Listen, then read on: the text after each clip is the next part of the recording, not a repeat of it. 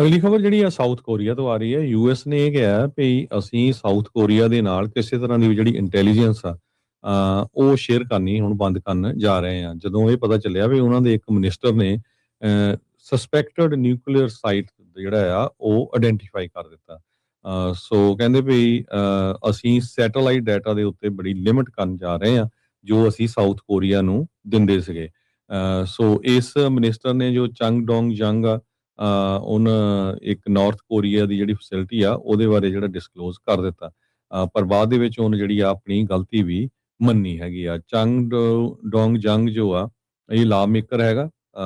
ਉਹ ਉਹਨੇ ਕਿਹਾ ਵੀ ਨਾਰਥ ਕੋਰੀਆ ਆਪਰੇਟ ਕਰ ਰਿਹਾ ਯੂਰੇਨੀਅਮ ਐਨਰਿਚਮੈਂਟ ਫੈਸਿਲਿਟੀ ਇਨ ਕਸੋਂਗ ਜੋ ਨਾਰਥ ਵੈਸਟਰਨ ਏਰੀਆ ਹੈਗਾ, ਤੇ ਉਹ ਪਹਿਲਾਂ ਕਨਫਰਮ ਨਹੀਂ ਹੋਈ ਸੀਗੀ ਇਹ ਸਾਈਟ ਹੈਗੀ ਆ ਜਾਂ ਨਹੀਂ। ਹੋ ਸਕਦਾ ਅਮਰੀਕਾ ਵਾਲਿਆਂ ਨੂੰ ਪਤਾ ਹੋਵੇ, ਇਹ ਵੀ ਨਾ ਦੱਸਣਾ ਚਾਹੁੰਦੇ ਹੋਣ।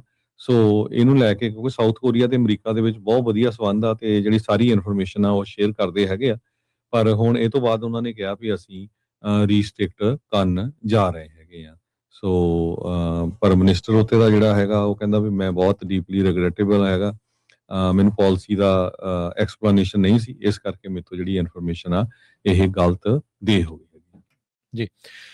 ਅਗਲੀ ਖਬਰ ਜਿਹੜੀ ਆ ਸਾਊਥ ਕੋਰੀਆ ਤੋਂ ਆ ਰਹੀ ਹੈ। ਯੂਐਸ ਨੇ ਇਹ ਕਿਹਾ ਵੀ ਅਸੀਂ ਸਾਊਥ ਕੋਰੀਆ ਦੇ ਨਾਲ ਕਿਸੇ ਤਰ੍ਹਾਂ ਦੀ ਵੀ ਜਿਹੜੀ ਇੰਟੈਲੀਜੈਂਸ ਆ ਉਹ ਸ਼ੇਅਰ ਕਰਨੀ ਹੁਣ ਬੰਦ ਕਰਨ ਜਾ ਰਹੇ ਆ। ਜਦੋਂ ਇਹ ਪਤਾ ਚੱਲਿਆ ਵੀ ਉਹਨਾਂ ਦੇ ਇੱਕ ਮਿਨਿਸਟਰ ਨੇ ਸਸਪੈਕਟਡ ਨਿਊਕਲੀਅਰ ਸਾਈਟ ਜਿਹੜਾ ਆ ਉਹ ਆਇਡੈਂਟੀਫਾਈ ਕਰ ਦਿੱਤਾ। ਸੋ ਕਹਿੰਦੇ ਵੀ ਅਸੀਂ ਸੈਟੇਲਾਈਟ ਡਾਟਾ ਦੇ ਉੱਤੇ ਬੜੀ ਲਿਮਿਟ ਕਰਨ ਜਾ ਰਹੇ ਆ ਜੋ ਅਸੀਂ ਸਾਊਥ ਕੋਰੀਆ ਨੂੰ ਦਿੰਦੇ ਸੀਗੇ। ਸੋ ਇਸ ਮਿਨਿਸਟਰ ਨੇ ਜੋ ਚੰਗ ਡੋਂਗ ਜੰਗ ਆ ਉਹਨ ਇੱਕ ਨਾਰਥ ਕੋਰੀਆ ਦੀ ਜਿਹੜੀ ਫੈਸਿਲਿਟੀ ਆ ਉਹਦੇ ਬਾਰੇ ਜਿਹੜਾ ਡਿਸਕਲੋਜ਼ ਕਰ ਦਿੱਤਾ। ਪਰ ਬਾਅਦ ਦੇ ਵਿੱਚ ਉਹਨੇ ਜਿਹੜੀ ਆ ਆਪਣੀ ਗਲਤੀ ਵੀ ਮੰਨੀ ਹੈਗੀ ਆ। ਚੰਗ ਡੋਂਗ ਜੰਗ ਜੋ ਆ ਇਹ ਲਾ ਮੇਕਰ ਹੈਗਾ। ਉਹ ਉਹਨੇ ਕਿਹਾ ਵੀ ਨਾਰਥ ਕੋਰੀਆ ਆਪਰੇਟ ਕਰ ਰਿਹਾ ਯੂਰੇਨੀਅਮ ਐਨਰਿਚਮੈਂਟ ਫੈਸਿਲਿਟੀ ਇਨ ਕਸੋਂਗ ਜੋ ਨਾਰਥ ਵੈਸਟਰਨ ਏਰੀਆ ਹੈਗਾ, ਤੇ ਉਹ ਪਹਿਲਾਂ ਕਨਫਰਮ ਨਹੀਂ ਹੋਈ ਸੀਗੀ ਇਹ ਸਾਈਟ ਹੈਗੀ ਆ ਜਾਂ ਨਹੀਂ। ਹੋ ਸਕਦਾ ਅਮਰੀਕਾ ਵਾਲਿਆਂ ਨੂੰ ਪਤਾ ਹੋਵੇ, ਇਹ ਵੀ ਨਾ ਦੱਸਣਾ ਚਾਹੁੰਦੇ ਹੋਣ। ਸੋ ਇਹਨੂੰ ਲੈ ਕੇ ਕਿਉਂਕਿ ਸਾਊਥ ਕੋਰੀਆ ਤੇ ਅਮਰੀਕਾ ਦੇ ਵਿੱਚ ਬਹੁਤ ਵਧੀਆ ਸੰਬੰਧ ਆ ਤੇ ਜਿਹੜੀ ਸਾਰੀ ਇਨਫੋਰਮੇਸ਼ਨ ਆ ਉਹ ਸ਼ੇਅਰ ਕਰਦੇ ਹੈਗੇ ਆ। ਪਰ ਹੁਣ ਇਹ ਤੋਂ ਬਾਅਦ ਉਹਨਾਂ ਨੇ ਕਿਹਾ ਵੀ ਅਸੀਂ ਰੀਸਟ੍ਰਿਕਟ ਕਰਨ ਜਾ ਰਹੇ ਹੈਗੇ ਆ। ਸੋ ਪਰ ਮਿਨਿਸਟਰ ਉੱਤੇ ਦਾ ਜਿਹੜਾ ਹੈਗਾ ਉਹ ਕਹਿੰਦਾ ਵੀ ਮੈਂ ਬਹੁਤ ਡੀਪਲੀ ਰਿਗਰੈਟੇਬਲ ਹੈਗਾ, ਮੈਨੂੰ ਪਾਲਿਸੀ ਦਾ ਐਕਸਪਲੇਨੇਸ਼ਨ ਨਹੀਂ ਸੀ, ਇਸ ਕਰਕੇ ਮੇਰੇ ਤੋਂ ਜਿਹੜੀ ਇਨਫੋਰਮੇਸ਼ਨ ਆ ਇਹ ਗਲਤ ਦੇ ਹੋ ਗਈ ਜੀ। ਅਗਲੀ ਖਬਰ ਜਿਹੜੀ ਆ ਸਾਊਥ ਕੋਰੀਆ ਤੋਂ ਆ ਰਹੀ ਹੈ। ਯੂਐਸ ਨੇ ਇਹ ਕਿਹਾ ਵੀ ਅਸੀਂ ਸਾਊਥ ਕੋਰੀਆ ਦੇ ਨਾਲ ਕਿਸੇ ਤਰ੍ਹਾਂ ਦੀ ਵੀ ਜਿਹੜੀ ਇੰਟੈਲੀਜੈਂਸ ਆ ਉਹ ਸ਼ੇਅਰ ਕਰਨੀ ਹੁਣ ਬੰਦ ਕਰਨ ਜਾ ਰਹੇ ਆ। ਜਦੋਂ ਇਹ ਪਤਾ ਚੱਲਿਆ ਵੀ ਉਹਨਾਂ ਦੇ ਇੱਕ ਮਿਨਿਸਟਰ ਨੇ ਸਸਪੈਕਟਡ ਨਿਊਕਲੀਅਰ ਸਾਈਟ ਜਿਹੜਾ ਆ ਉਹ ਆਇਡੈਂਟੀਫਾਈ ਕਰ ਦਿੱਤਾ।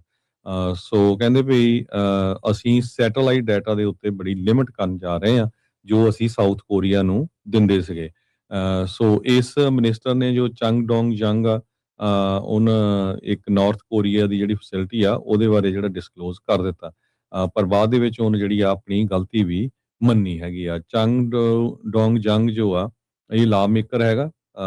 ਉਹ ਉਹਨੇ ਕਿਹਾ ਵੀ ਨਾਰਥ ਕੋਰੀਆ ਆਪਰੇਟ ਕਰ ਰਿਹਾ ਯੂਰੇਨੀਅਮ ਐਨਰਿਚਮੈਂਟ ਫੈਸਿਲਿਟੀ ਇਨ ਕਸੋਂਗ ਜੋ ਨਾਰਥ ਵੈਸਟਰਨ ਏਰੀਆ ਹੈਗਾ, ਤੇ ਉਹ ਪਹਿਲਾਂ ਕਨਫਰਮ ਨਹੀਂ ਹੋਈ ਸੀਗੀ ਇਹ ਸਾਈਟ ਹੈਗੀ ਆ ਜਾਂ ਨਹੀਂ। ਹੋ ਸਕਦਾ ਅਮਰੀਕਾ ਵਾਲਿਆਂ ਨੂੰ ਪਤਾ ਹੋਵੇ, ਇਹ ਵੀ ਨਾ ਦੱਸਣਾ ਚਾਹੁੰਦੇ ਹੋਣ।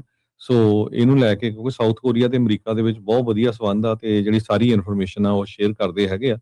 ਪਰ ਹੁਣ ਇਹ ਤੋਂ ਬਾਅਦ ਉਹਨਾਂ ਨੇ ਕਿਹਾ ਵੀ ਅਸੀਂ ਰੀਸਟ੍ਰਿਕਟ ਕਰਨ ਜਾ ਰਹੇ ਹੈਗੇ ਆ।